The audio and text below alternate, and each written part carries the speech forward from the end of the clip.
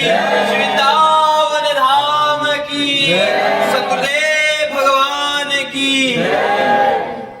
मंजू जी, राधे राधे महाराज जी। महाराज जी, ऐशोराम की लाइफ जीना क्या गलत है क्या?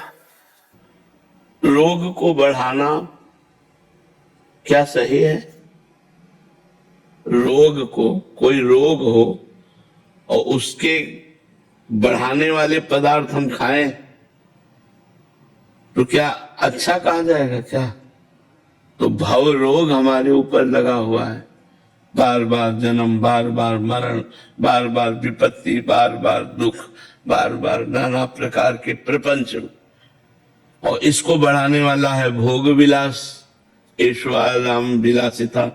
तो गलत हुआ कि नहीं हुआ कि हम ऐशो आराम में मन लगाकर और भोगों में बढ़ रहे हैं और गंदी बातों में बढ़ रहे हैं। देखो, धीरे धीरे अपवित्रता बढ़ती जा रही है। ये भोग विलासिता ही धर्म का नाश कर रही है। जब हम अपनी पत्नी से या अपने पति से संतुष्ट होकर धर्म पूर्वक चलते हैं तो हमारा मार्ग दूसरा हो जाता है, और जब हम भोग विलासिता में चलते हैं तो हम अपने पति में संतुष्ट नहीं होते, फिर और पुरुषों में, हम अपनी पत्नी से संतुष्ट नहीं होते फिर और स्त्रियों में, तो ये मार्ग नरक की तरफ ले जा रहा है और भव बंधन को पुष्ट करने वाला है। भोग विलासिता को भोग विलासिता मानकर ना भोगा जाए, उसे भगवान की आराधना मानकर किया जाए और भजन किया जाए तो मार्ग दूसरा हो जाएगा। जैसे कुछ संपत्ति है तो हम मंदिर बनवा देते हैं, गौशाला खुलवा देते हैं, अस्पताल बनवा देते हैं और फ्री दवाएं देते हैं। अब है तो भोग विलासिता, लेकिन वो स्वयं सादगी से रहता है, धर्म से चलता है, कोई गलत आचरण नहीं करता, तो रुपया होते हुए भी, धन होते हुए भी वो नरक वाला मार्ग नहीं पुष्ट हुआ, वो भगवान की प्राप्ति वाला मार्ग पुष्ट हुआ। और जब ऐसे रुपया बढ़ता है तो फिर शराब पीना, पर स्त्री गमन करना और चोरी करना, झूठ बोलना, हिंसा करवाना, ये सब बढ़ जाता है। ये भोग विलासिता ही तो नरक की तरफ ले जाती है, भोग विलासिता ही तो गंदे आचरणों में ले जाती है, ये भोग विलासिता ही तो दुर्गति करवा देती है। इसलिए हमें लगता है कि हम भव रोग को बढ़ाएं ना, इसको मिटाएं। जा सुनाम भव भेषज हरन घोर त्रिशूल, जिन भगवान का मंगलमय नाम इस भव रोग को मिटाने वाला है, उनका नाम जप करे, पैसे का सदुपयोग किया जाए। अब वही विलासिता में एक पार्टी में गए 50,000 खर्चा कर आए, शराब पिए, 4 दोस्त और वैसे, मगर अब वो नरक का रास्ता बन गया। और एक बार गए और 50 गौओं को भोजन पवा के प्रणाम करके उनके खुरकीरज मस्तक पे, हे भगवान ये सत्कर्म आपको समर्पित, लोक पर लोक सब बन गया। तो भोग विलासिता तो हमें लगता है ठीक नहीं है। भोग विलासिता का यदि आपके पास साम्राज्य है तो दूसरों को बांटिए, दूसरों को सुख दीजिए और स्वयं ठीक से रहिए, धर्म से रहिए, तो वही भगवान की प्राप्ति का हेतु हो जाएगा। तो हमें लगता है भोग विलासिता बुद्धि को भ्रष्ट कर देती है और नरक का बिल्कुल पथ पुष्ट कर देती है। अगर हमें भोग विलासिता मिले तो हमें धर्म में लगाना चाहिए, दूसरों के कार्यों में लगाना चाहिए, अपने भोग में उचित भोगे और धर्म पूर्वक चले तो मनुष्य जीवन सार्थक है, नहीं तो बिल्कुल बेकार है। महाराज जी, इसमें 2 पक्ष हैं महाराज जी। एक तो जो है उसमें अभी कूदे हुए हैं, भोग विलासिता में अंध हो चुके, उनको हमारी बातें नहीं अच्छा, समझ में, वो समझना भी नहीं चाहते और वो समझेंगे भी नहीं। एक है जो उनको देख के ललचा रहे हैं कि यार हमारी भी ऐसी लाइफ होती तो ठीक था। हाँ, इसीलिए तो दुर्गति ज्यादा होती है, सदगति किसी एक की होती है, सदगति किसी 1-2 की होती है, दुर्गति ज्यादा होती है। क्योंकि भगवान के मार्ग में चलने में इंद्रियों को समेटना है और उन पर विजय प्राप्त करनी है, और भोगों में इंद्रियों की विलासिता है, इंद्रिय सुख है, तो तत्काल सुख के लिए मन लालयित हो जाता है। किसी को हम देखते हैं भोगते हुए, लेकिन नहीं, वो सुंदर जीवन नहीं है, ये केवल माया की चमकाहट है, जो आपको अपनी तरफ खींच रही है। आपको धर्म से चलना है। आपको अपने पास जो भी भोग सामग्री धर्म पूर्वक भोगते हुए दूसरों की सेवा में लगाना है। इससे आपका मंगल होगा, बात मान लो। यदि मनमानी आचरण करोगे तो मंगल नहीं होगा। वो विलासिता में ही सब तुम्हारा धन और समय और जीवन नष्ट हो जाएगा, ये पक्की बात है। श्रेया सिंह जी, राधे राधे महाराज जी। महाराज जी, मुझे जानना है कि मेरा इस धरती पर पैदा होने का उद्देश्य क्या है? भगवत प्राप्ति। नर्तन कर फल विषय न भाई, भजी राम सब काम बिहाई। इस मनुष्य शरीर का फल है समस्त कामनाओं का त्याग करके भगवत प्राप्ति करना। बचपन में यही बात हमको भगवान ने दी। हमारे अंदर एक प्रश्न खड़ा हो गया। जब हम 5-6 में पढ़ते थे तो हमारे अंदर अम्मा को बहुत प्यार करते थे, माँ को बहुत प्यार करते थे। तो जब स्कूल से आते हो माँ को देखते तो एकदम दिमाग में आता है मरेगी। तो हमारे दिमाग में आता फिर मैं कैसे रह पाऊंगा, माँ के बिना कैसे हो। पिताजी की तरफ देखते ये भी मरेंगे, क्योंकि मृत्यु लोग है, सब मरेंगे। यार जब सबको मरना ही है तो मेरा कौन ऐसा है कि जो मेरे साथ रह सके। बस दिमाग में एक ही बात है, भगवान ऐसे है जो अविनाशी है, वही हमारे सच्चे माता पिता हैं, वही हमारे मित्र हैं। बस इसी बात ने मनुष्य जीवन का लक्ष्य क्या है, मनुष्य जीवन में प्रियता किससे करनी चाहिए, वह इसी बात को ढूंढने के लिए निकल पड़े थे। बच्चापन से निकल पड़े थे। अब तो जीवन की शाम होने जा रही, धीरे धीरे धीरे धीरे। तो जीवन का परम लक्ष्य भगवान की प्राप्ति है। अगर मनुष्य जीवन में आकर भगवान को नहीं भजा गया तो बहुत बड़ी हानि हो गई। इससे बड़ी कोई हानि नहीं है। ये मान लो, आज मान लो, नहीं कल पछताओगे। सुअर, कुत्ता, चिड़िया, नाली का कीड़ा, बिष्ठा का कीड़ा, क्या बना दिया जाए कर्म के अनुसार कुछ पता नहीं।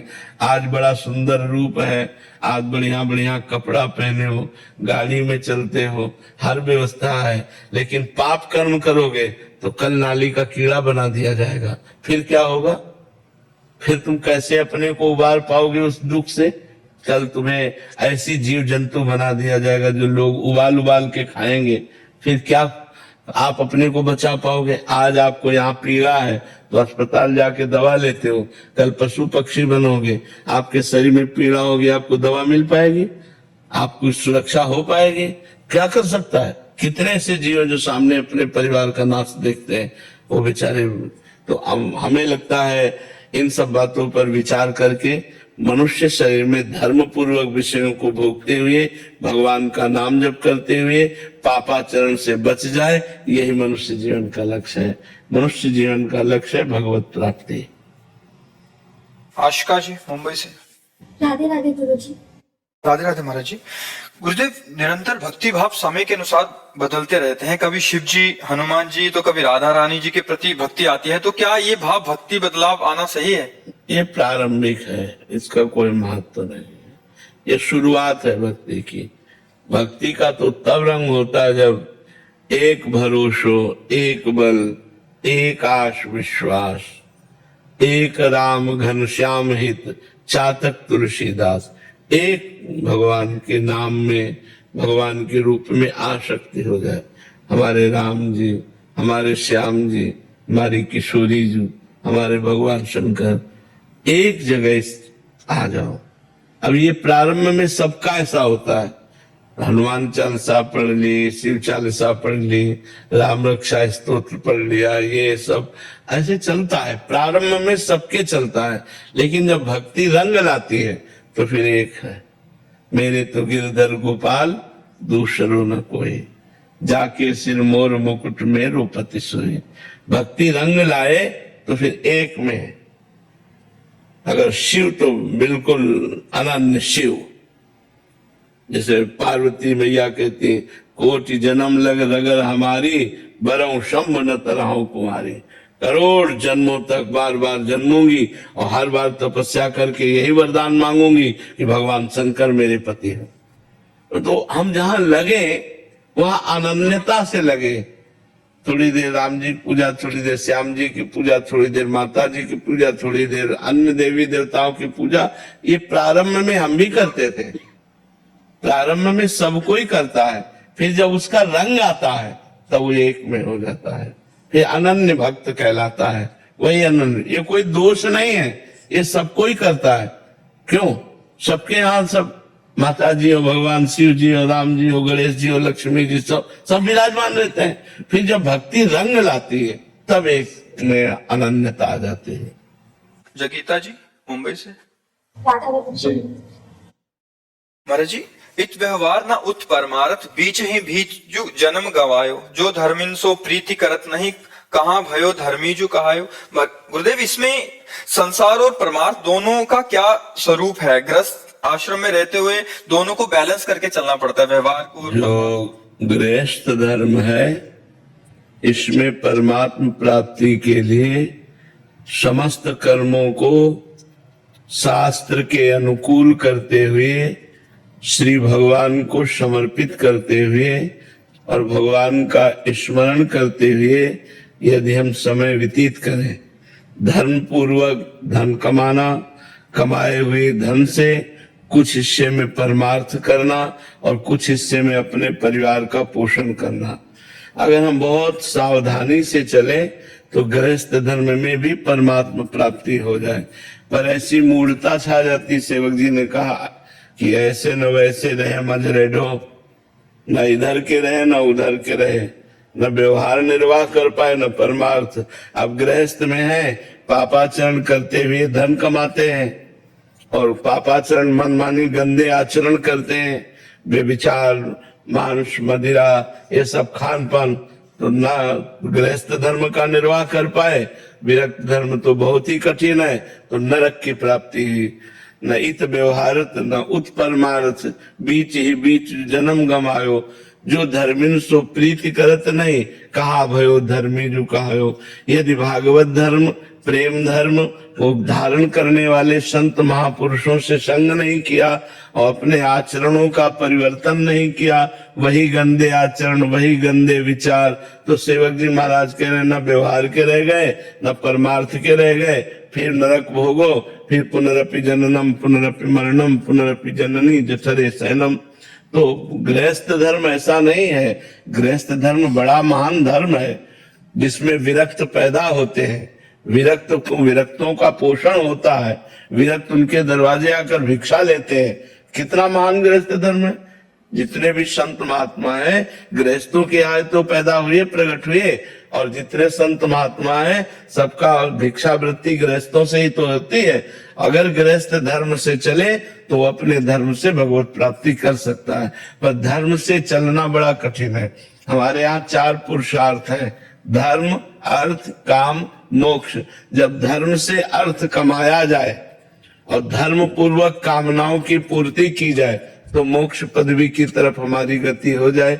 यदि अधर्म से हम धन कमाएंगे तो कामनाएं पूर्ण करने के लिए, मनोकामनाएं पूर्ण करने के लिए मनमानी आचरण करेंगे, और आज सब प्रायः मनमानी आचरण करना चाहते हैं, शास्त्र के अनुसार या संतों के कथन के अनुसार नहीं चलना चाहते। इसी बात को सेवक जी कह रहे हैं कि ऐसे न वैसे, न इत परमार्थ न उत व्यवहार, न व्यवहार के रह गए न परमार्थ के रह गए, बीच ही बीच जो जन्म गंवायो, बीच ही बीच न धर्म और न मोक्ष, बीच में कामनाएं और अर्थ के पिशाच बन करके नाना प्रकार के कुकर्म किए और परिणाम स्वरूप दुर्गति को प्राप्त हुए। तो हमारा मनुष्य जन्म मिला है भगवत प्राप्ति करने के लिए। चाहे हम गृहस्थ हो चाहे विरक्त हो, दोनों अपने अपने धर्म से चले तो भगवत प्राप्ति हो जाएगी। धर्म छोड़ दे तो विरक्त बनने पर भी भगवत प्राप्ति नहीं होगी। विरक्त वेश है और विरक्त धर्म का हम आचरण न करें, भगवत भजन न करें, त्याग वैराग्य से न रहे, इंद्रियों पर विजय प्राप्त न करें तो मोक्ष थोड़ी प्राप्त होगा। ऐसे ही गृहस्थ धर्म में दोनों अपने अपने धर्म से चले तो भगवत प्राप्ति हो जाएगी। चाहे गृहस्थ हो चाहे विरक्त हो, सबको मनुष्य जन्म केवल भगवत प्राप्ति के लिए ही मिला है।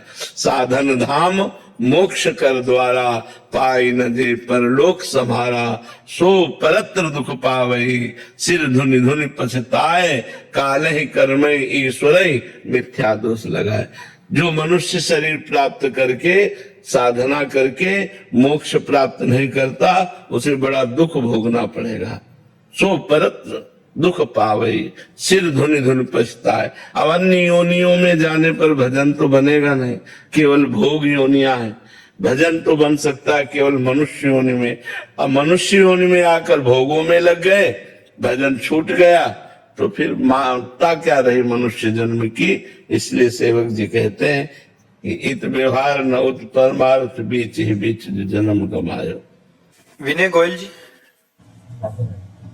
राधे राधे महाराज जी। महाराज जी, दैनिक दिनचर्या में कई बार संशय होता है, दुविधा आती है, तो सही चेतना और मार्गदर्शन कैसे प्राप्त? अपने गुरु से, अपने गुरु से अपनी दिनचर्या बनवा लेनी चाहिए। जो सांसारिक कार्य हैं उनकी दिनचर्या तो आपकी है ही कि आपको 8 बजे ऑफिस जाना है और शाम के 4 बजे वापस होना है। लेकिन जो हमारी ऑफिस जाने के पहले दिनचर्या भागवतिक होनी चाहिए, ऑफिस जाने के बाद की भागवतिक दिनचर्या होनी चाहिए, वो अपने गुरु से बनवा लेना। इतना पाठ, इतना भजन, ऐसे नियम, ऐसे धर्म, तो हमारा डाउट खत्म हो जाएगा। क्योंकि गुरु आज्ञा में डाउट नहीं होता। विनय विचारी करी शुभ जानी। अगर गुरुदेव आज्ञा कर रहे हैं आप ऐसे करो, तो उसमें विचार की गुंजाइश नहीं है। अगर विचार किया तो दोष है। गुरु आज्ञा में बिना विचार करके जैसा वो बोल रहे हैं वैसा किया जाए तो परम मंगल हो जाएगा। गुरु आज्ञा और उपदेश ही हमारे हर संशयों का नाश कर देगा। तो हमारी दिनचर्या में जो डाउट है उसको गुरु आज्ञा से निकाल देना चाहिए, संशय नहीं रखना चाहिए। अगर संशय बना रहेगा तो दृढ़ विश्वास नहीं आएगा, हमारी पूर्ण श्रद्धा नहीं होगी। संशय आत्मा विनश्यति। अगर ज्यादा संशय बन जाए तो फिर विनाश की तरफ भी हमारी साधना नष्ट हो जाएगी, हमारी भावना नष्ट हो, हर बात में संशय होने लगेगा। ये मंत्र दिया, पता नहीं इसमें कल्याण होगा कि नहीं, ये नाम दिया इससे कल्याण होगा, ये बात कह रहे थे पता नहीं इसमें कल्याण होगा। तो संशयात्मा विनश्यति, संशय का नाश कर देना चाहिए, नहीं संशय हमारा नाश कर देगा। अगर व्यवहारिक पक्ष हो तो ये काम करूं या ना करूं, या इसमें संशय आए तो जब साधना करोगे तो आपकी बुद्धि इतनी पवित्र होगी। वैसे तो हमने सबसे कहा है, चाहे जितना पापी पुरुष हो, जब वो पाप करने के लिए, गलत आचरण करने के लिए संकल्प करेगा, उसी समय अंदर से एक आवाज आती है सत्य की, तुम गलत हो, गलत जा रहे हो। अगर उस आवाज को मान लो तो किसी को उपदेश की जरूरत नहीं, अंदर ही परमात्मा बैठा हुआ सदगुरु रूप से वो सबको उपदेश करता रहता है। कोई भी आप गलत कार्य करने जा रहे होगे तो आपको पहले अंदर से सदगुरु उपदेश करेगा, ये गलत है, फंस जाओगे, मारे जाओगे, दुर्गति होगी। लेकिन वो प्रमाद के कारण ध्यान नहीं देता और मनमानी आचरण कर लेता है। यदि आप भजन करोगे तो आप उस बात को मानोगे तो आपका गलत आचरण रुक जाएगा। बस ये कि गुरु परंपरा जैसे अद्वैतवाद में राधा रानी के बारे में भी जानते थे, और जो जितने भी देवी देवता देवी उनके रूप में जब जानते हैं, उनके बारे में पूछते हैं, तो जब बात आती है कि अद्वैतवाद सारे एक है, तो हमें अच्छा लगता है। जैसे मैं कभी देवी की उपासना कर रहा हूँ, कभी राधा रानी की उपासना कर रहा हूँ, कभी की उपासना, कभी जैसे नवरात्र आता है तो उसमें उसकी पूजा करने का मन करता है। ऐसे राधा रानी के बारे में प्रारंभ में सबकी यही उपासना होती है। अभी पीछे वाले बैच में भी बताया कि प्रारंभ में कोई हनुमान चालीसा पढ़ता है, शिव चालीसा पढ़ता है, राम रक्षा स्तोत्र पढ़ता है।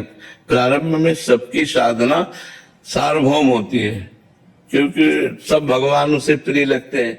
गणेश जी भी विराजमान है, लक्ष्मी जी भी विराजमान, सब। पर जब उपासना का रंग आएगा तब एक में आएगा, क्योंकि एक ही बहुश्यामा। वेद कहता है एको हम बहुश्यामा, एक अहम बहुश्यामा। वो परब्रह्म परमात्मा एक ही बहुत रूपों में व्याप्त है। तो जो उपासना कर रहे हो गलत तो है नहीं, क्योंकि सब रूपों में वही व्याप्त है, गलत नहीं है। पर जब प्रेम वाली बात आएगी तब फिर एक में होता है कि हमें माता जी से प्रेम है, हमें राधा रानी से प्रेम है, हमें हनुमान जी से प्रेम है, हमें राम जी से प्रेम है। जब प्रेम आता है तो प्रेम गलियत साकरी तामे दो न समाए, उसमें दो नहीं समाते, वो एक है और वो एक में लग जाता है। तो हमें चाहिए धीरे धीरे अपने मन को समेटकर किसी एक प्रभु के नाम रूप में लगा दे, तो फिर हमारा भजन जो है वो उन्नतिशील हो जाएगा।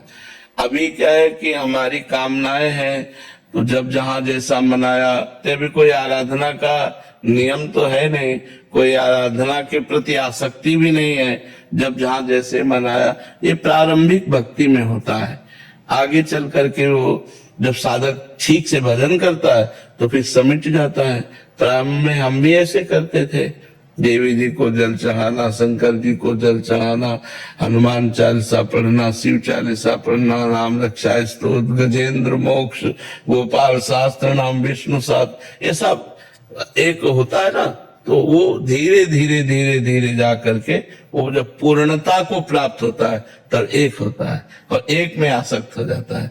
जैसे मीरा जी कहते हैं ना, मेरे तो गिरधर गोपाल दूसरों ने कोई, ऐसे में एक में स्थित हो जाता है। प्रारंभ वाला कोई निंदनीय नहीं है, क्योंकि एक ही परमात्मा तो बहुत रूपों में है, तो बहुत रूपों में भी जो आराधना कर रहा है वो एक ही परमात्मा की तो कर रहा है। वो जाने ना जाने, अपने तो जान रहे ना कि बहुत रूपों में जो आराधना कर रहा है वो एक ही परमात्मा की कर रहा है, क्योंकि एक ही बहुत रूपों में है। और जब बहुत रूपों से मन पूर्ण होकर एक रूप में लग जाए तो उसे प्रेम कहते हैं। प्रेम में दो नहीं होते, एक प्रेम गलियत साकरिता में दो न समाए, एक होकर के जाया जाता है। समझ रहे? हाँ। डॉक्टर प्रस्मिता घोष। राधे राधे महाराज जी। महाराज जी, ऐसा कौन सा उपाय है जिससे नाम जप करते हुए किसी भी माया में मेरा चिंतन या ध्यान ना फंसे? वही नाम जप ही। लिखो राधा, अपने माइंड में राधा लिखो, उसी को सुनो, उसी को पढ़ो, उसी में रमो। देखो धीरे धीरे भूत भविष्य का चिंतन, व्यर्थ का चिंतन, ये सब छूटने लगेगा। पर लिख कर जप करना बहुत कठिन है। देखो हर बार राधा राधा राधा, मन देखो कितना परेशान करता है। नहीं, हम तो जो राधा राधा जप रहे हैं, जो भजन कर रहे हैं, जो अच्छे मार्ग में चल रहे हैं, वो सब हमारे मित्र हैं, सब हमारे हैं। पर्सनल हम किसी एक के नहीं हैं, हम चराचर जगत के हैं। जैसे हमारे भगवान चराचर जगत के, ऐसे भगवान का जो दास होता है वो चराचर जगत का मित्र होता है। आपके भी मित्र हैं, आपके भी मित्र हैं, आपके भी मित्र हैं, आपके भी मित्र हैं। और जो भगवान से विमुख है उनको विशेष प्यार करने की चेष्टा करेंगे, क्योंकि उनको घसीटना है।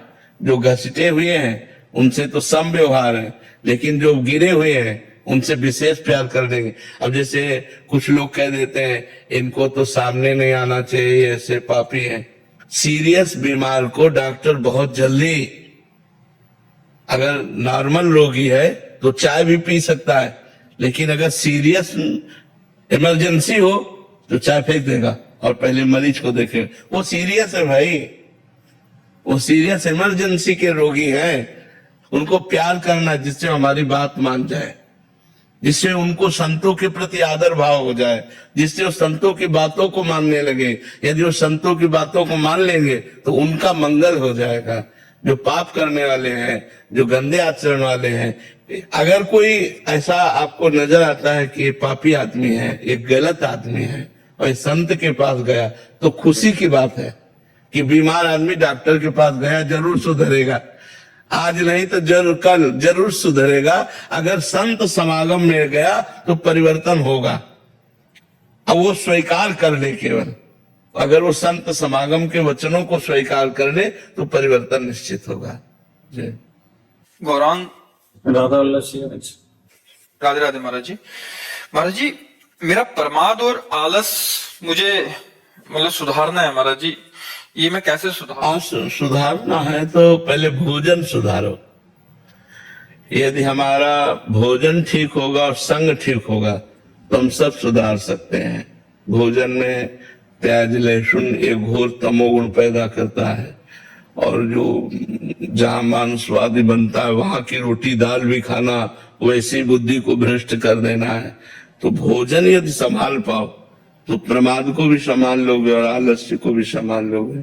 भोजन संभालो, भोजन को पहले अधिक भोजन मत करो, सात्विक भोजन करो, थोड़ा करो, मतलब जितने से काम चल जाए। वो शरीर पुष्टता बनाए रखेगा, ऐसा नहीं है। थोड़ा भोजन शरीर को हल्का रखता है, चेतना ऊर्जा शक्ति बढ़ती है। जब हम सात्विक भोजन भी अधिक पा लेते हैं तो हमारी ऊर्जा शक्ति उसके पचाने में लग जाती है, फिर भजन में मन नहीं लगता। भोजन सही तो भजन सही, भोजन गलत तो फिर भजन में मन नहीं लगेगा। पहले भोजन सुधारो, अपना आहार विहार संभालो। सुबह को थोड़ा नाश्ता ले लिया, दोपहर में थोड़ा पा लिया, रात्रि में थोड़ा पा लिया, शाम के 8 बजे तक पा लिया, बस। और नाम जप करो और अधिक मात्रा में भोजन पाओगे। गंदा भोजन अपवित्र भोजन पाओगे तो प्रमाद और तमोगुण पैदा कर देगा। इसलिए पहले भोजन सुधारो, अल्प भोजन करो, थोड़ा भोजन करो, और देखो आप कितना आनंद आता है। सात्विक भोजन, सात्विक भोजन, थोड़ा भोजन, भूखे रहो थोड़ा, तो भोजन इतना पाओ कि आप 2 रोटी और पा सकते हैं, ऐसा भोजन पाओ तो भजन में मन लगे नहीं। अब जैसे दबा के खूब भोजन पा लिया तो फिर वो प्रमाद स्थिति आएगी, आलस्य आएगा ही। भोजन से ही हमारा आलस्य का संबंध है। अगर हम भोजन सही करें तो हमारा मन ठीक रहे। जैसा खाओ अन्न वैसा बने मन। अपवित्र आहार, अधिक आहार, तो असमय में आहार, बासी आहार, ये सब हम इसीलिए कहते हैं कि कोशिश करो कि आप लोग घर का भोजन पाओ, तुरंत ताजा बनाया और पा लिया। अब होटल में तो ताजा आपको कह के दिया जाता है, बनाने वाला कैसा है, उसका स्वभाव क्या है, उसकी पवित्रता क्या है, वो सब भोजन पर प्रभाव डालती है। तो इसलिए पवित्र भोजन पाओ और पवित्र होके भोजन पाओ। जब भोजन पाने जाओ, हाथ पैर धो के भगवान को प्रणाम करके, भगवान को अर्पित करके, नाम जप करते हुए भोजन पाओ, देखो आनंद आने लगेगा।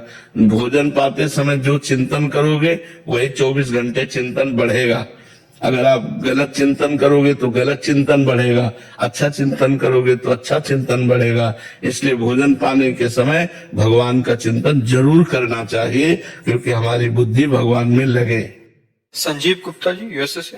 राधे राधे महाराज जी। महाराज जी, हम सांसारिक कर्तव्यों को ईश्वर के प्रति भक्ति के साथ कैसे संतुलित करें?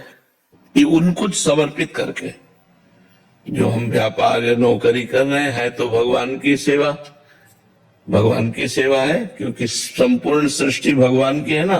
तो यहाँ जो भी सेवा है वो भगवान की है। अब उससे जो हमें अर्थ मिलता है तो भगवान के द्वारा दिए हुए परिवार का पोषण होता है। बिल्कुल भगवान की भक्ति, सहज भक्ति हो जाएगी। 8 घंटे नौकरी की, बीच बीच में नाम स्मरण किया और 8 घंटे के बाद कृष्णार्पणमस्तु, 8 घंटे को पूरा समर्पित कर दिया। अब 8 घंटे के बाद जब फ्री हुई, नाम जप करते हुए जो क्रियाएं हैं वो सब भगवान को अर्पित कर दो, अभी आनंद आने लगेगा। कृष्णार्पणमस्तु, जो भी कार्य है वो सब भगवान को अर्पित।